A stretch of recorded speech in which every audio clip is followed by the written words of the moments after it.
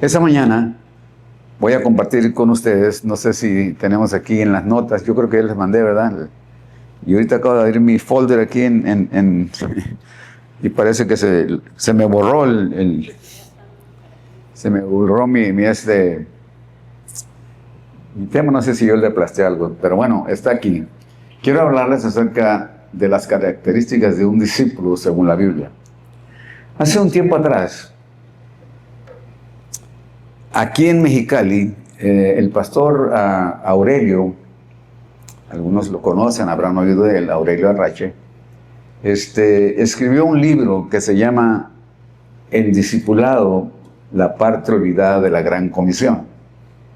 No sé si alguna vez alguno de ustedes lo vio, lo leyó. Yo lo tomé, lo agarré y lo distribuí por muchas partes del mundo. Era un libro que hablaba del tema del discipulado. Que en verdad muchas de las iglesias, muchas congregaciones, salen y participan del evangelio, le dan a la gente el evangelio, la gente viene y participa en la congregación, etcétera, etcétera. Pero pocas veces reciben la formación cristiana que se necesita, y esto es lo que es el discipulado. Así que quiero hablar en esta mañana sobre este tema de las características de un discípulo. Yo creo que han estado hablando ya, a lo mejor ya tocaron este tema, ya tocaron algunos de los temas que quiero compartir. Así que con esto en mente vamos a entrar a la palabra. Y lo voy a leer allá porque aquí no lo puedo encontrar, se me perdió, me lo robaron.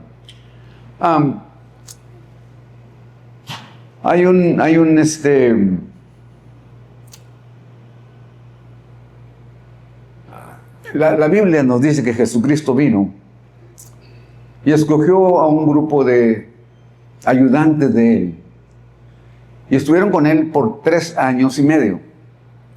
3 años y medio estuvieron con Jesús estos discípulos, o estos aprendices de la vida cristiana. Y la mayoría de nosotros somos también aprendices de la vida cristiana. No importa nuestro trabajo en la congregación, no importa nuestro título en la congregación, no importa todos necesitamos aprender a ser mejores cristianos, seguidores de Jesús. Así que todos nosotros, no importa quiénes seamos, debemos ser discípulos, seguidores, aprendices de la vida cristiana. No sé si puedes ponerme, la letra ya está muy chiquita y como se me perdió aquí la nota, no sé si puedes ponerme aquí una parte de mis notas que traía aquí, porque quiero ser fiel a lo que yo escribí, a lo que yo tengo. Así que dice, primero, un discípulo es una persona que se niega a sí mismo, toma su cruz y sigue a Jesús. Un discípulo debe negarse a sí mismo. Ahorita le voy a explicar lo que significa eso. Debe tomar su cruz cada día y luego debe de seguir a Jesucristo, porque esa es la voluntad nuestra y es la voluntad de Dios para nosotros. Ahora, ¿qué significa esto de tomar la cruz cada día? Bueno, se trata de negarse a sí mismo, se trata de seguir voluntariamente a Jesús, se trata de no hacer lo que nosotros querramos, sino hacer la voluntad de Dios en nuestras vidas. Tomar la cruz es un acto, no es un solo acto que se hizo ya una vez cuando aceptamos a Cristo y estamos tomando nuestra cruz.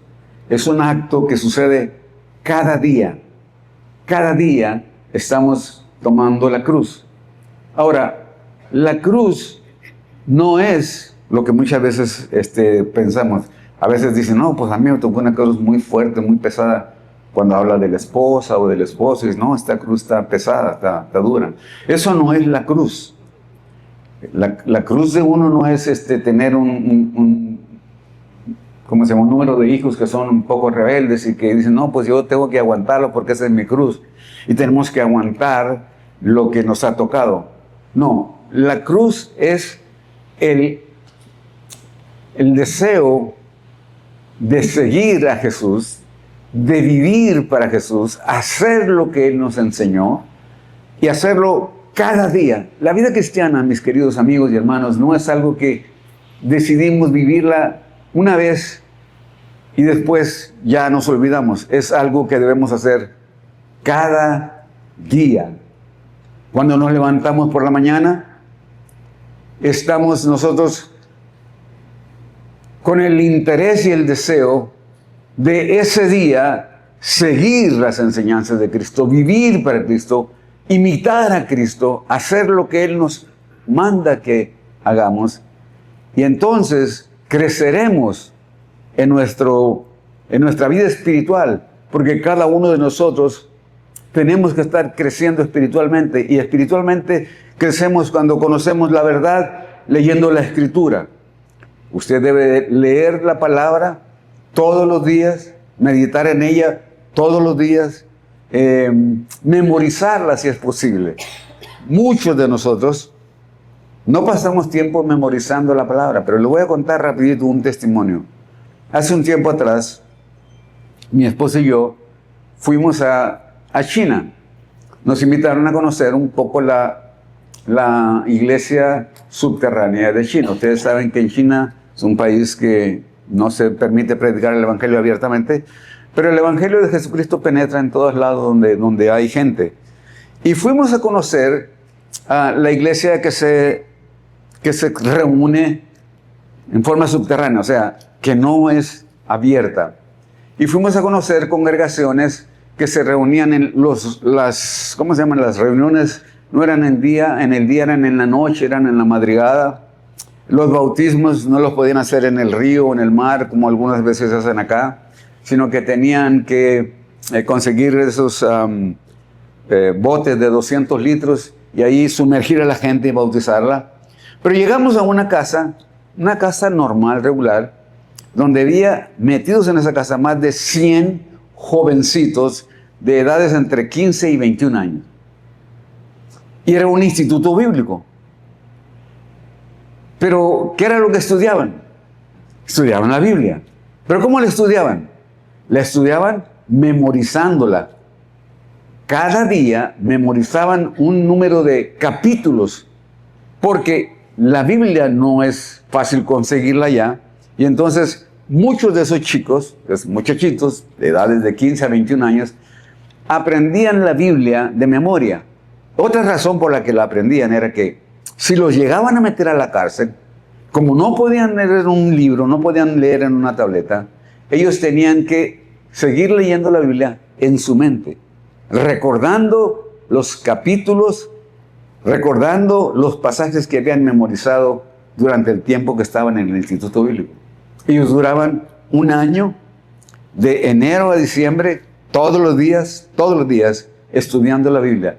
No había libros de ayuda, no había libros de explicación, sencillamente era en cuestión de estudiar y memorizar la Biblia todos los días. Entonces, nosotros como discípulos de Cristo debemos de negarnos a nuestros deseos. No que no tengamos deseos, pero a veces hay deseos carnales en nosotros que queremos seguir o que queremos hacer. Entonces la Biblia dice, niégate a esos deseos. Vive para Dios. La palabra nos enseña cómo debemos de vivir esa vida cristiana y debemos de vivirla de tal manera que donde quiera que vayamos, sea en el trabajo, en la escuela, en la casa, en la congregación, nosotros estemos continuamente reflejando en nuestra vida, a través de nuestra conducta, a Jesucristo. Eso es lo que significa negarse a sí mismo y representar o reflejar, más bien, la vida de Cristo a través de nuestra vida. Ya les expliqué, tomar la cruz es eso. Diariamente decir, yo este día voy a vivir para representar a Jesús a través de mi vida. Todos los días, no es de vez en cuando, sino todos los días. En el capítulo 9, versículo 23 de Lucas dice, y decía a todos, si alguno quiere venir en pos de mí, niéguese a sí mismo, tome su cruz cada día y sígame. Quiero hablarles un poquito acerca de tomar la cruz. Históricamente hablando, la cruz era un instrumento de castigo. En los tiempos de Cristo, el Imperio Romano castigaba a la gente dependiendo del crimen que hayan cometido, pero el castigo más fuerte era el colgar a alguien en una cruz. La cruz era un instrumento, como les dije, de castigo, cruel. Y entonces, cuando el reo tomaba la cruz y la llevaba al lugar donde lo iban a crucificar, él sabía que su vida había terminado, porque iba a morir. Y sabía que cualquier cosa que él deseara no iba a poder hacerla porque iba a morir. Entonces, históricamente hablando, eso significaba la cruz. Cuando Jesús dice, si alguno quiere venir en pos de mí, niéguese a sí mismo, tome su cruz, está usando esta analogía de tomar la cruz como una manera de decirle, tú estás muriendo a la vida antigua que tú tenías, a la vida que tú querías llevar anteriormente, para vivir una vida que te es impuesta, no impuesta porque te la quieren imponer, porque tú estás decidiendo seguirlo y entonces una vida nueva empieza para ti. Y por eso dice, toma tu cruz cada día y sígueme. Caminar en pos de Cristo es lo que quiere decir. Así que un discípulo de Cristo es una persona que se niega a sí mismo, es una persona que toma la cruz y vive para Jesús cada día de la semana. El segundo punto que quiero compartirles es obediencia y sujeción. La marca principal de amor y lealtad a Jesús es guardar sus mandamientos y vivir bajo la autoridad de las Sagradas Escrituras. Ya lo mencioné hace ratito, pero quiero remarcar o recalcar que el amor, y hay un pasaje de las Escrituras que están ahí, que dice que la gente conocerá, dice, si me amáis, guardad mis mandamientos.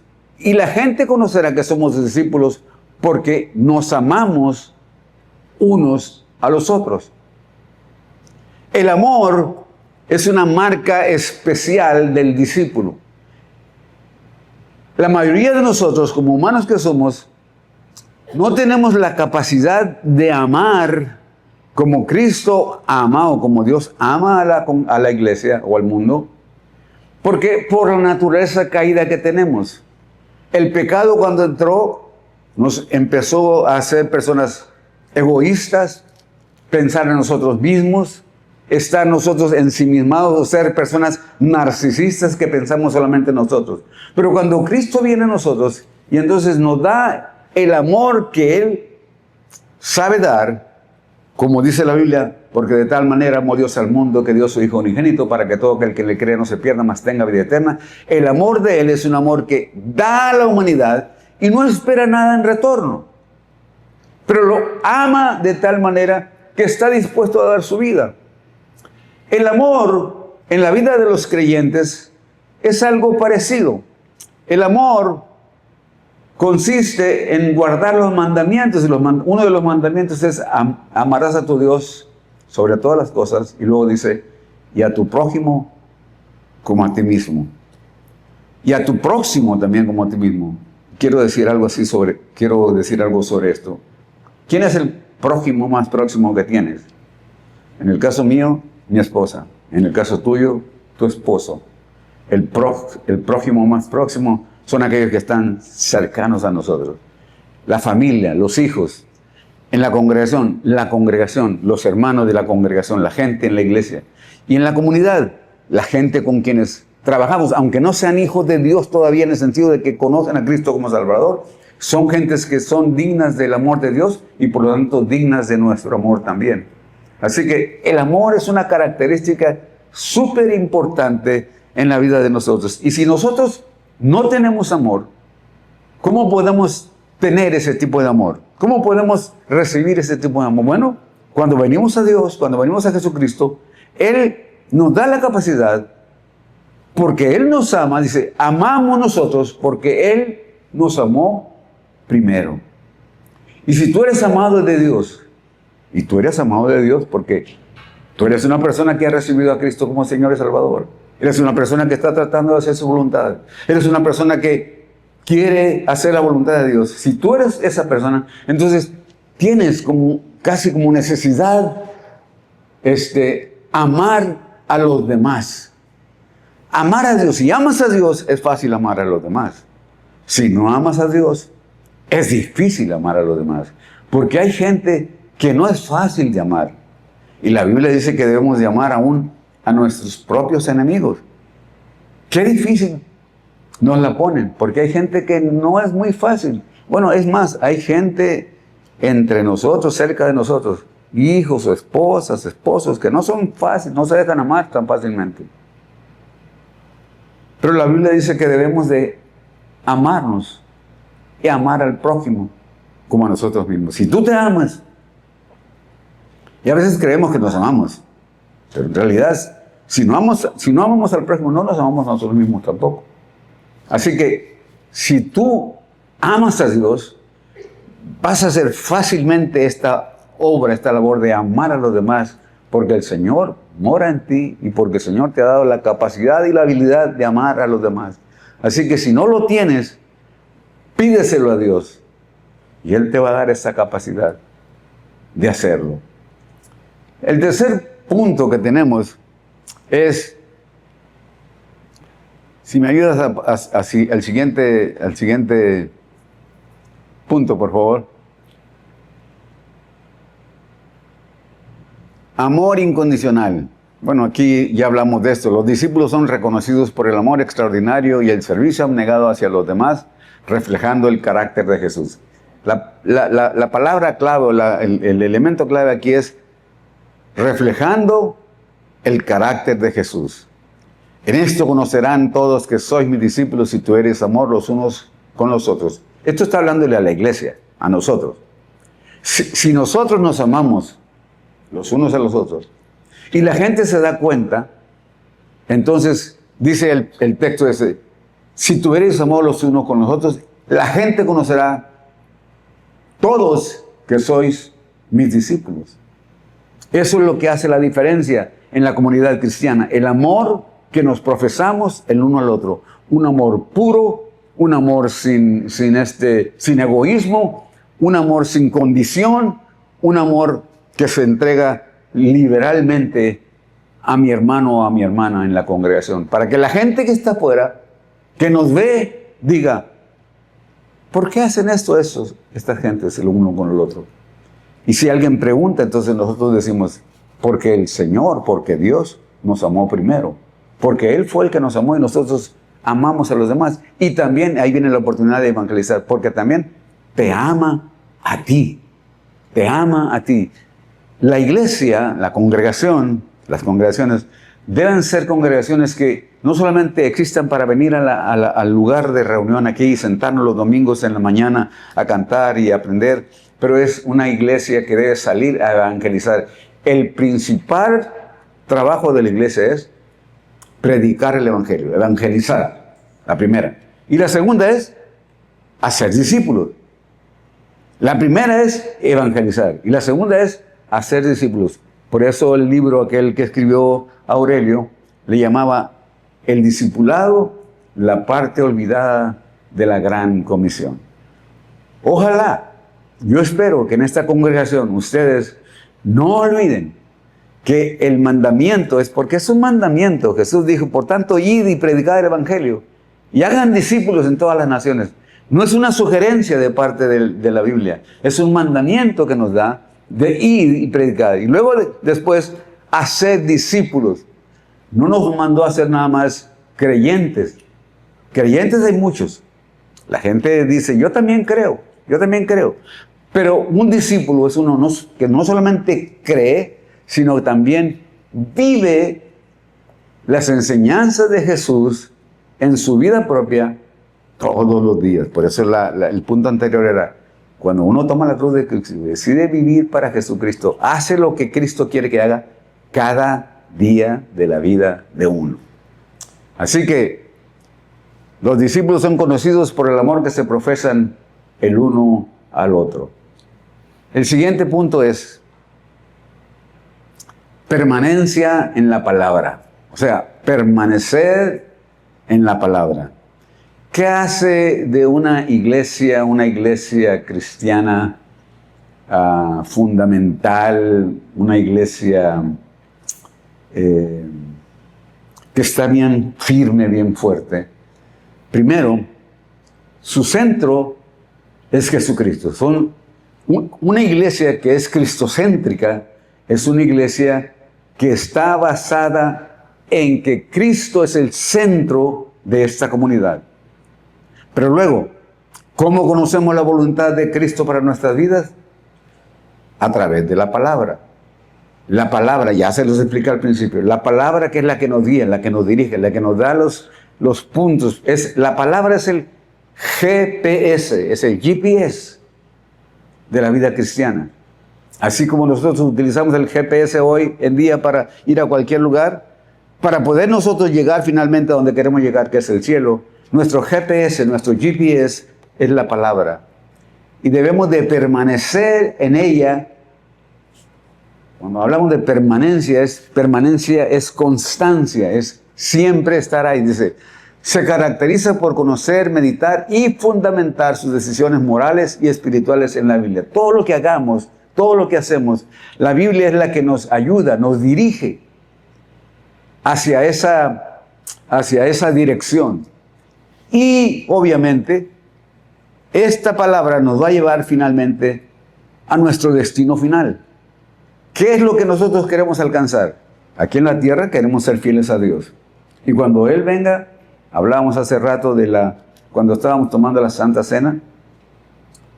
Cuando tomamos la Santa Cena, dice la palabra, estamos recordando la muerte de Jesús, que Él fue muerto, crucificado y resucitó.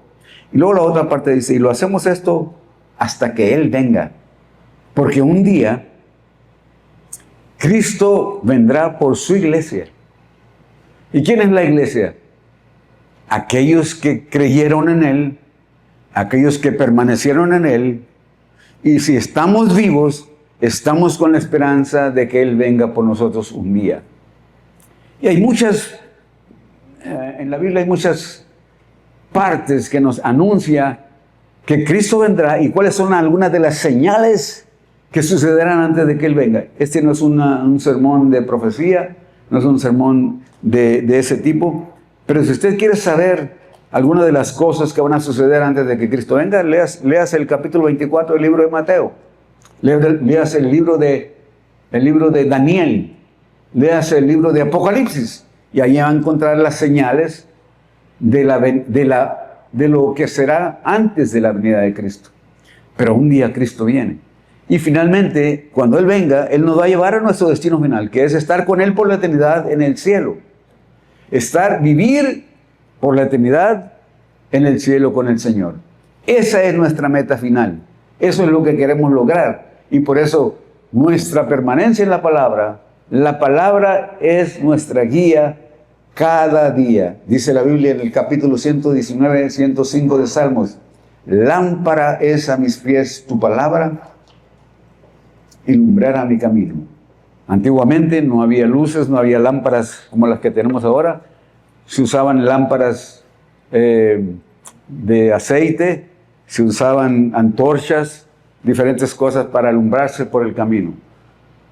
Y el salmista escribe, dice, la palabra de Dios es como una antorcha, es como una lámpara, que me va guiando, que me va alumbrando por el camino por donde debo de caminar. Y esa es la palabra. Y si estamos en oscuridad, debemos de caminar constantemente, todos los días, con esa lámpara encendida, que es la que nos llevará finalmente a nuestro destino, a donde queremos llegar. Si usted es un creyente que no estudia la palabra, si usted es una persona que asiste, pero no lee, solamente escucha, oye la palabra cuando viene a la congregación, es bueno, qué bueno que usted lo hace, pero usted debe ser también una persona que estudia la palabra todos los días en su hogar. Usted sabe que si usted lee 3 capítulos por día, 3 capítulos por día, posiblemente un poquito más, pero 3 capítulos por día, al final del año, usted habrá leído finalmente la Biblia entera. Los 66 libros de la Biblia, tanto el Nuevo Testamento como el Antiguo Testamento. Pero si no lee toda la Biblia, por lo menos lea el Nuevo Testamento, que es muy importante, que es el testamento que explica un poco lo que sucede en el Antiguo Testamento y que finalmente es el que nos habla de nuestra relación con Dios como Él quería que fuera desde un principio. Yo les animo para que hagan un plan de estudio, para que ustedes lean normalmente 3, si aguantan 4 capítulos por día de la Biblia, háganlo. Y al final del año, usted se va a sentir satisfecho o satisfecha de haber pasado ese tiempo leyendo la Biblia, porque terminará leyendo toda la Biblia en un año. Y es importante, mis queridos hermanos y amigos, es importante, porque la Biblia también, la palabra de Dios, no solamente es lámpara, no solamente nos guía, nos alimenta, es nuestro alimento espiritual. Así como comemos todos los días, 3 veces, algunos comen 4, otras comen 5, depende.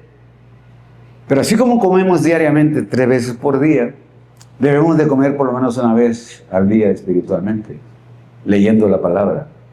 Una sola vez, no tiene que ser mucho, una sola vez. Léala y se sentirá bien y aprenderá muchas cosas. Dijo entonces Jesús a los judíos que habían creído en Él: si vosotros permanecéis en mi palabra, seréis verdaderamente mis discípulos. Permanencia en la palabra. Permanecer en la palabra. Permanecer en Él. El siguiente punto es la multiplicación. O sea, debemos de multiplicarnos. Esto habla otra vez de la gran comisión, de la predicación del Evangelio, el compartir nuestra fe nosotros con la gente más cercana. Si usted es creyente, es el único creyente en su familia, trate de compartir su fe con su familia. A veces nuestros familiares no aceptan porque nos ven que no estamos viviendo lo que estamos predicando o lo que estamos enseñando. Viva una vida cristiana de tal manera que la gente diga: yo quiero lo que él o ella tiene. Que no duden de lo que usted tiene, que es lo mejor. Y que les conviene recibir a ellos también la misma verdad que ustedes tienen. Luego, también sin predicar con la palabra, sin predicar con nuestra boca, podemos ser también testigos o dar testimonio de nuestra fe en los trabajos o en la escuela, donde quiera que estemos nosotros, y que la gente quiera lo que nosotros tenemos. Eso también es evangelización. Y por supuesto, si es posible hablar, si es posible compartir nuestra fe hablando, pues hablemos. Pero como dijo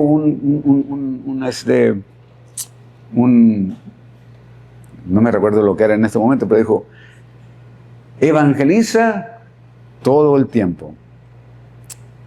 Y si no tienes que usar palabras, mucho mejor, porque será tu testimonio el que hablará por ti. Predicar no significa solamente hablar, predicar significa también vivir de tal manera que la gente diga: este tiene algo que yo quiero que viva en mi corazón también. El mandato de Jesús es activo. Ir. No es una sugerencia, como le dije. No es una idea. A ver si pueden salir. No, vayan, dijo Jesús. Por tanto, id y prediquen el Evangelio.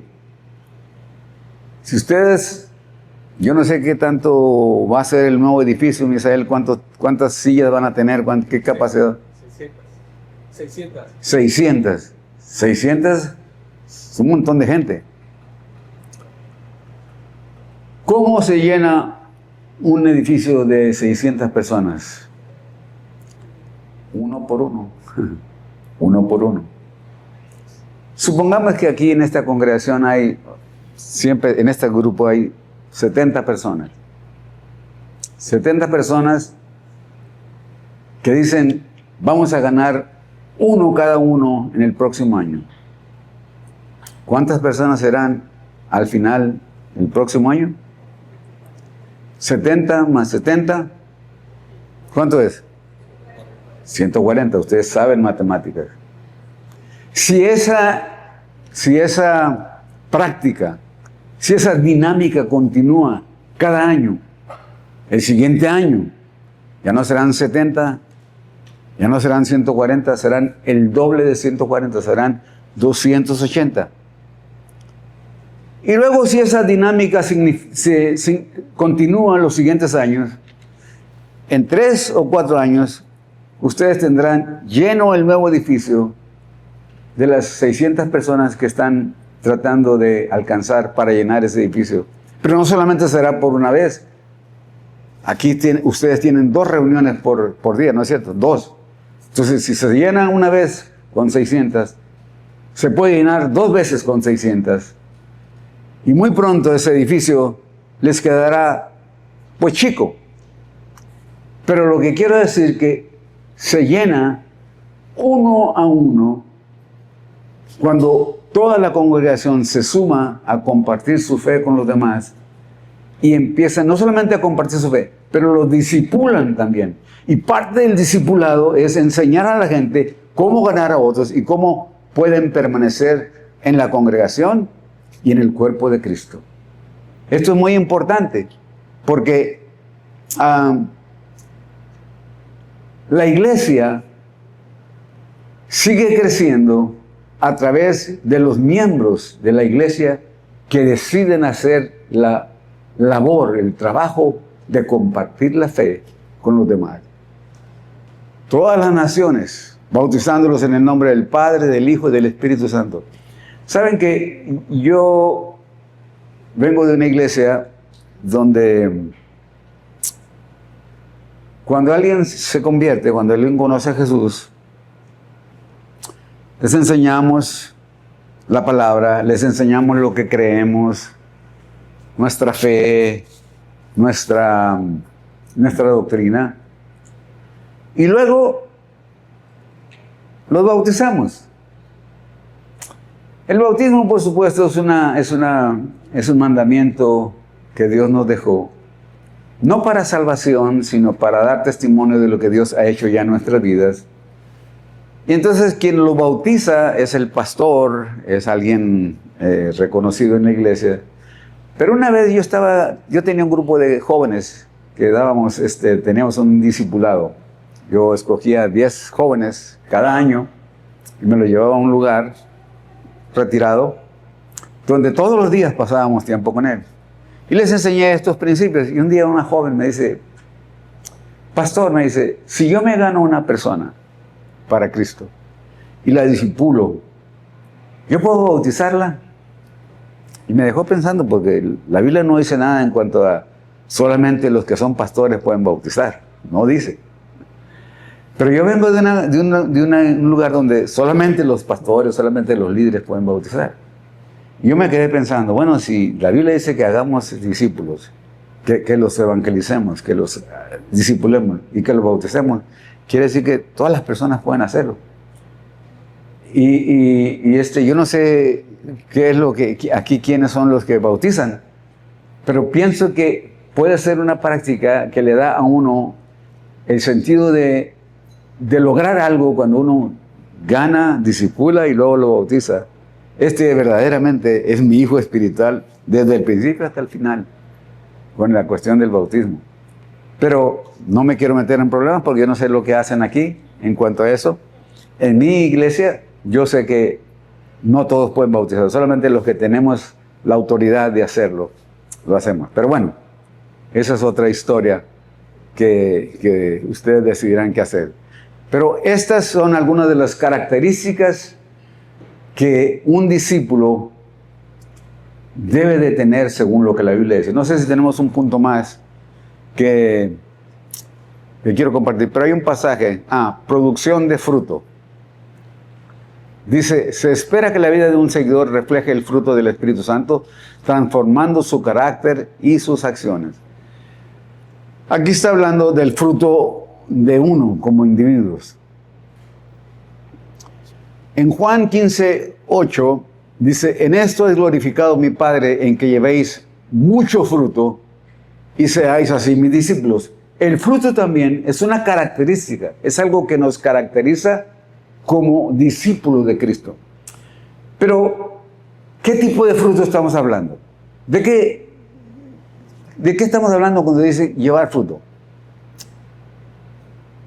Yo agarré el pasaje de Gálatas, es en el capítulo 5 de Gálatas, versículos creo que 24 y 25, algo así.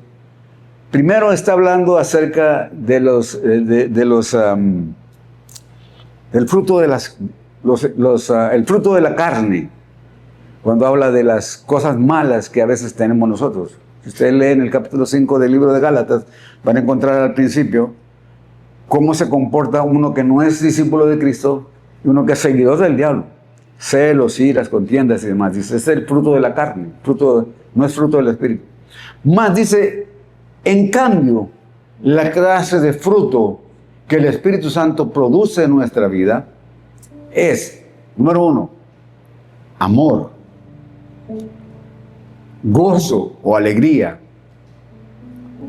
paz, paciencia, bondad o gentileza, bondad, fidelidad, humildad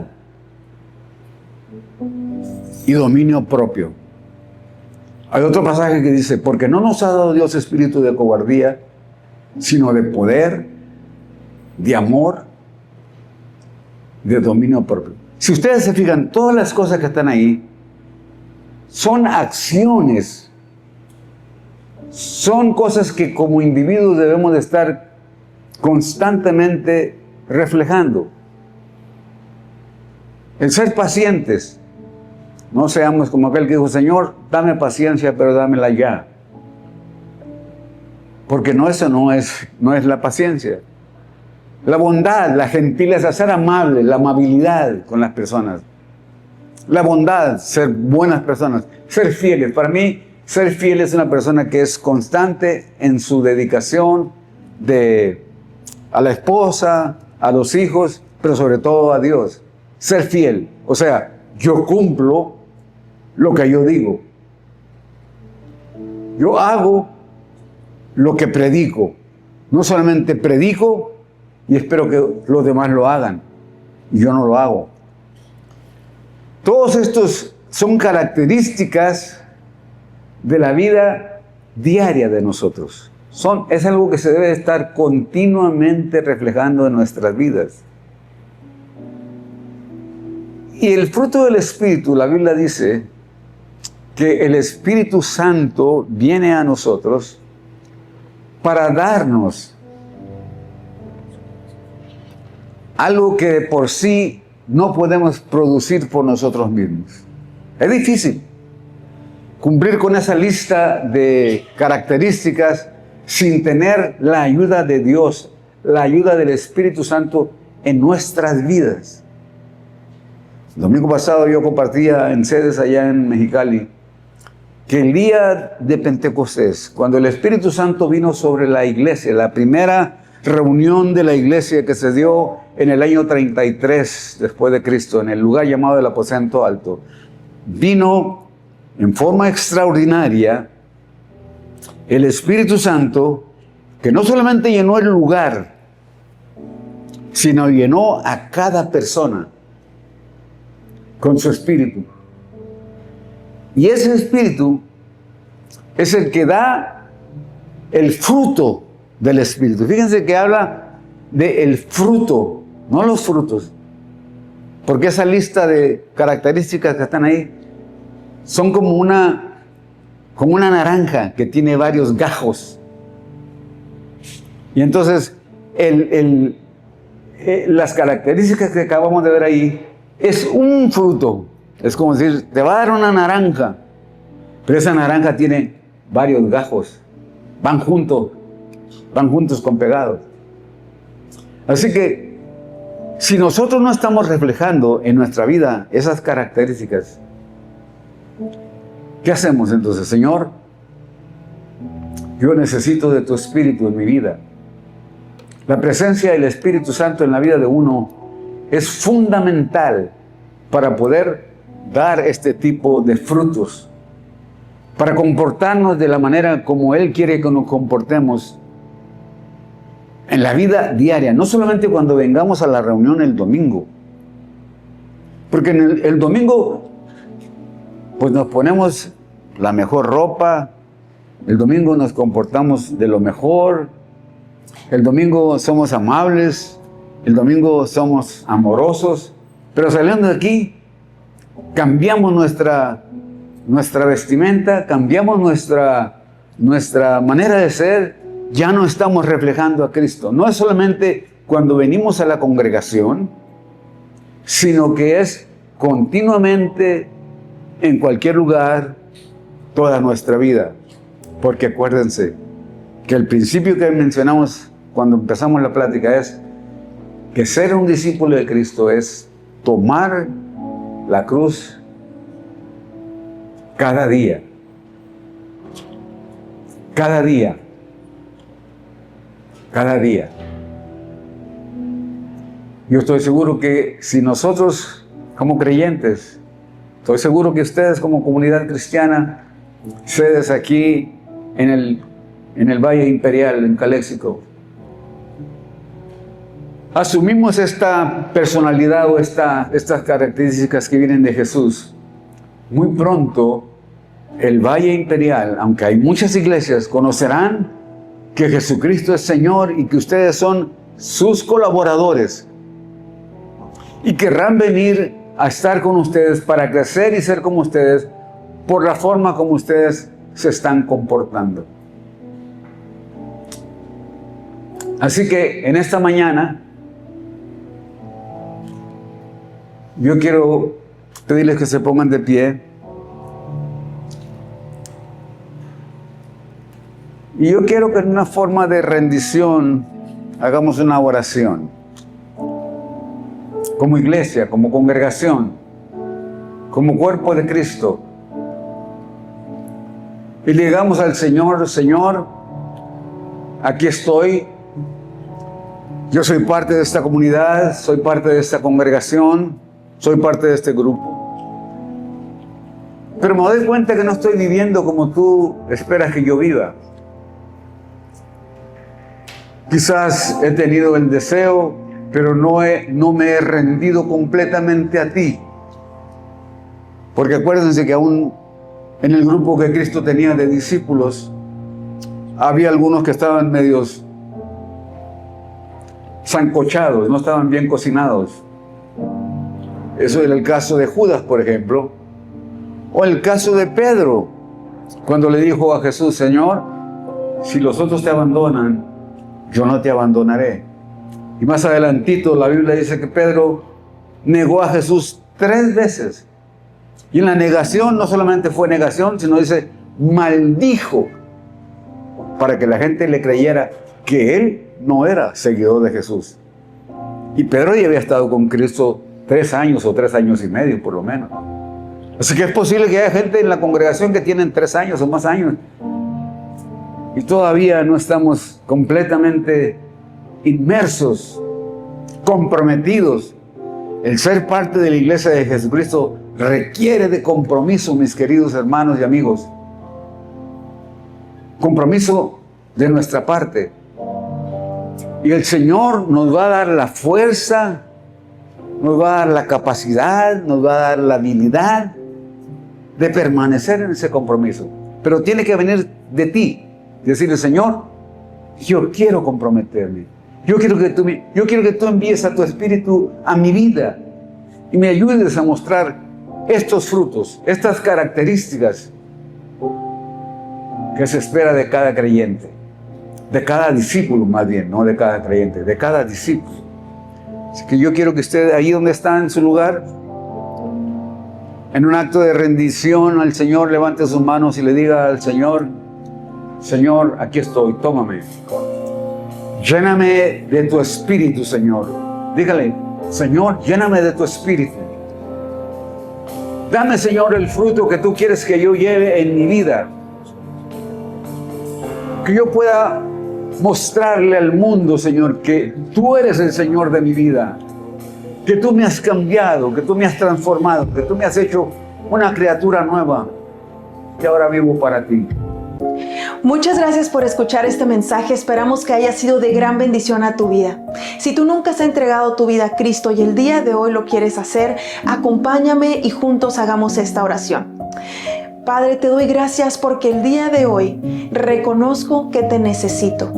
He vivido lejos de ti, Señor, pero el día de hoy abro las puertas de mi corazón para recibirte como mi Señor y mi Salvador.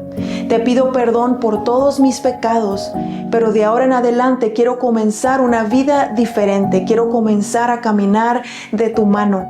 Que seas tú quien me guíe de ahora en adelante. En el nombre de Jesús, amén. Si tú hiciste esta oración, felicidades. Es la oración y la decisión más importante de toda tu vida. Si tú no tienes una iglesia de la cual puedes ser parte, te invitamos a Sedes Comunidad Cristiana. Aquí encontrarás una familia a la cual puedes pertenecer. Te esperamos todos los domingos.